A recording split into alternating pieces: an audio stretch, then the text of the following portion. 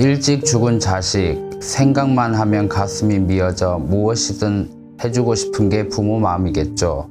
그런데 그 간절한 정성이 가혹한 저주가 되어 돌아온다면 여러분은 어찌하시겠습니까?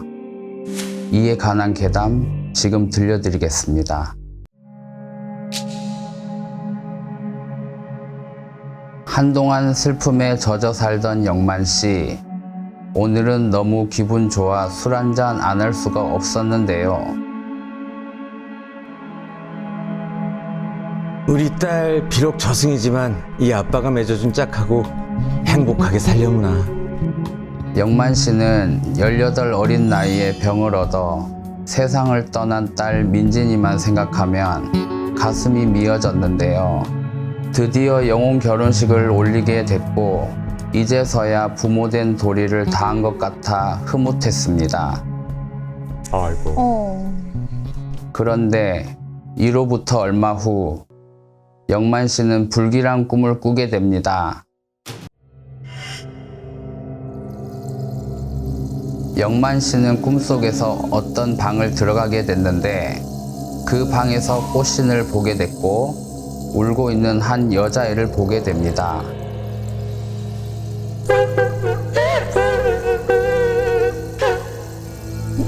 민진이니? 우리 딸 민진이 맞지? 영만 씨는 너무나 의아했습니다.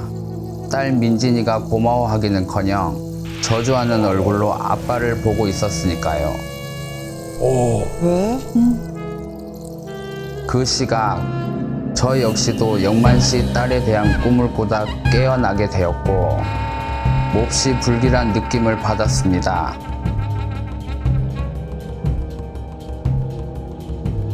그래서 친분이 있던 영만 씨에게 괜찮은 건지 급히 연락을 드렸고 한동안은 각별히 조심하라고 당부했습니다. 예, 선생님. 말씀은 감사한데요. 예, 별일 없습니다. 사업도 잘 되고 있어요. 네. 근데 꿈이. 그때 영혼 결혼식을 올렸다는 얘기만 제게 해줬어도 화를 막을 수 있었는데요. 단지 꿈이라 생각했고 아무 일 없다며 제게 도움을 청하지도 않았습니다. 말 안 했구나.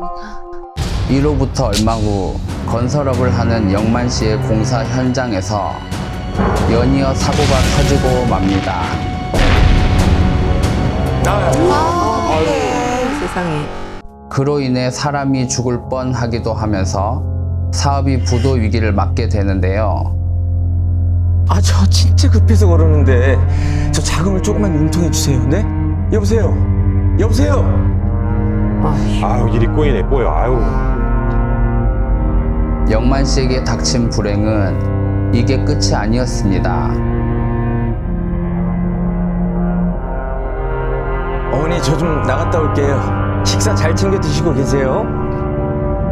조심히 다녀와. 아이고. 아이고. 아이고. 아우, 어떡해. 어머니. 설상가상으로 영만 씨의 아들마저 할머니를 간호하러 가는 길에 교통사고가 나 크게 다치게 됐고 그제야 영만 씨는 제게 도움을 청하게 되었는데요. 저는 정신적으로 너무 힘들어하는 영만 씨를 위해 직접 집으로 찾아갔습니다. 혹시 영혼 결혼식 올리셨어요? 사실은 그게 어떻게 된 거냐면요.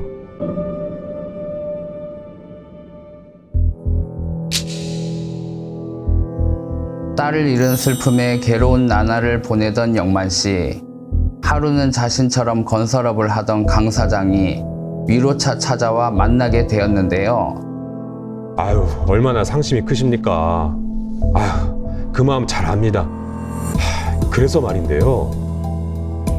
영만 씨는 강 사장으로부터 혹하는 제안을 받게 됩니다. 영혼 결혼식이요? 아니, 강 사장님 조카랑 제 딸을요? 그렇습니다. 이 선남선녀끼리 이승에서 못다한 한을 저승에서 푸는 겁니다. 어때요? 그러나 영만 씨가 한 가지 간과한 게 있었습니다. 바로 영혼 결혼식 당사자인 강 사장의 조카였는데요. 그자는 여자를 폭행하며 범죄를 일삼다 사망한 악질이었고 죽어서도 그 버릇을 버리지 못했던 겁니다. 또한 강 사장의 조카는 이미 수차례나 영혼 결혼식을 올렸던 것이었고 민진이는 졸지에 첩이 되었습니다. 아, 그걸 몰라. 와. 뒷배경을 안 봤구나. 꽃다운 나이에 세상을 뜨게 된 것도 억울한 일인데 이런 일을 겪게 되었으니 결혼식을 강행한 아빠가 얼마나 원망스럽겠습니까? 결국 한 맺힌 딸의 저주가 비극으로 되돌아온 것이었습니다. 이에 영혼 결혼식 때 사용했던 지푸라기 인형을 확인해 보았는데요. 이미 뒤집어져 있었습니다. 아이고. 안 맞으니까.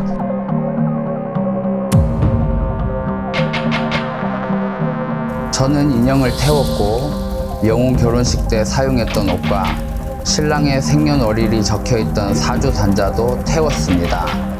파혼을 의미하는 것이었습니다. 그런 다음 한 맺힌 민진이를 위해 제가 직접 아주 좋은 짝을 찾아 맺어 주었습니다. 두 영혼 모두 행복해했고 감사하다고 했습니다. 잘 됐네.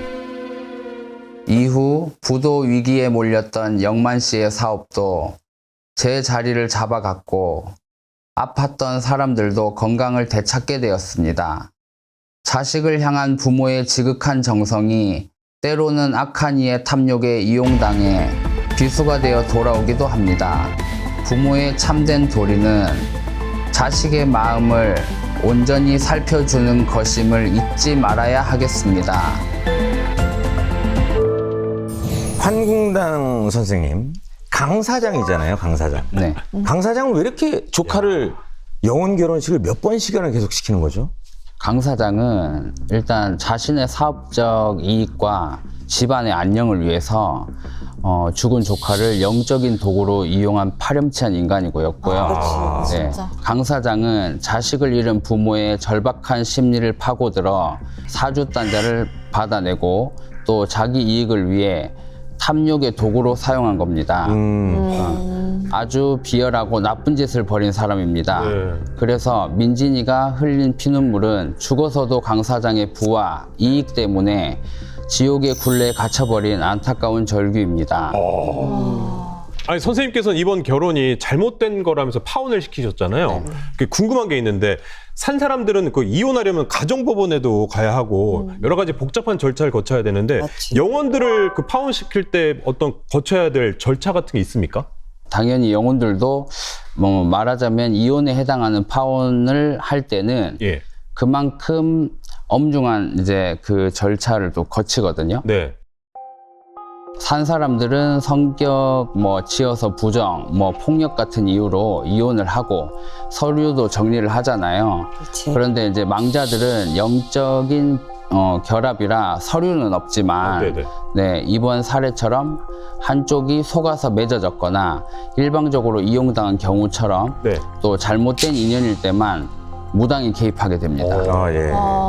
영상에는 시각적인 효과를 위해서 뭐 지푸라기라든지 그런 것들을 이제 태웠지만 예. 파혼을 진행할 때는 굿당이나 뭐 이런 사찰 뭐 이렇게 조그만한 데 가서 예. 또 다시 재를 올려서요. 네네. 그래서 이제 영혼을 불러들여서 이제 이분들에게 이제 청실 홍실을 이 가위로 잘라서 잘라요? 네, 이제 파혼을 이제 저희가 이제 혼서지라든지 이런 것들을 만들어서 태우기도 해요. 네. 아니 또 영상을 보면 이제 선생님께서 직접 또 짝을 찾아서 새로 맺어주셨잖아요. 굉장히 중요한 어떻게 보면 약간 커플 매니저? 결혼정보 회사의 어떤 대표님 격의 역할을 하신 건데 그럴 때는 어떻게 또 궁합을 보고 짝을 찾는지 궁금해요. 뭐 당연히 이제 귀신도 궁합은 보거든요. 네. 궁합을 보는데 산 사람보다 이제 영혼의 궁합은 훨씬 좀 더 중요해요. 그렇죠. 예, 한쪽이 너무 강한 이렇게 원한을 품고 있거나 또 기운이 한쪽으로 치우쳐 있으면 안 되고요.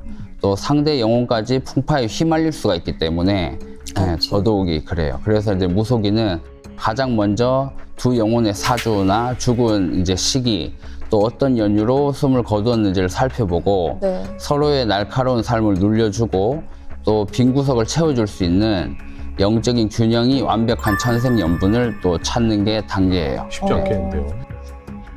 또 영혼 결혼식에는 단순히 망자 둘만의 만남이 아니라 집안과 집안의 기운이 합쳐지는 일이기 때문에 양가 조상들의 이 혼사를 반기는지 또 어느 한쪽의 업보가 또 상대 집안의 우환을 끌고 오지는 않는지를 꼼꼼하게 따져봅니다. 이야. 네. 아무리 사주가 좋아도 영혼 스스로가 거부를 하게 되면 또 안 되거든요. 그래서 두 영혼이 서로 가까이 받아들일 확신이 들 때 또 비로소 연인의 매듭을 맺어주는 게 되는 겁니다. 그러니까 제가 궁금했던 게 있었는데 그게 이제 마지막에 좀 풀어주셨네요. 그러니까 아니 사실 죽은 사람의 마음은 모르잖아요. 그렇죠. 죽은 사람의 마음은 모르고 혹시라도 또 좋은 그 길로 갈 수 있도록 영혼 결혼식을 하면 어떨까라는 이제 생각을 하면서 가족들이 이제 네. 원해서 하는 건데 그거를 이제 실제 안 받아들일 수도 있다는 얘기네요. 네. 난 이 영혼 결혼식 자체가 싫다. 네네네. 난 결혼 안 해도 된다. 네. 이런 거를 거부를 하기도 하네요. 네. 나는 이게 무조건 시키는 줄 알고. 그러니까 그건 왜냐면 아니죠. 당사자는 사실 싫어할 수 있잖아요. 네네. 그렇죠, 그렇죠. 예, 근데 이제 또 싫으면 또 싫다고도 하네요. 집신 인형도 막 등 돌리고 있잖아요. 어. 그래서 그런 것들 보면 확실히 좀 그런 게 있나 봐요.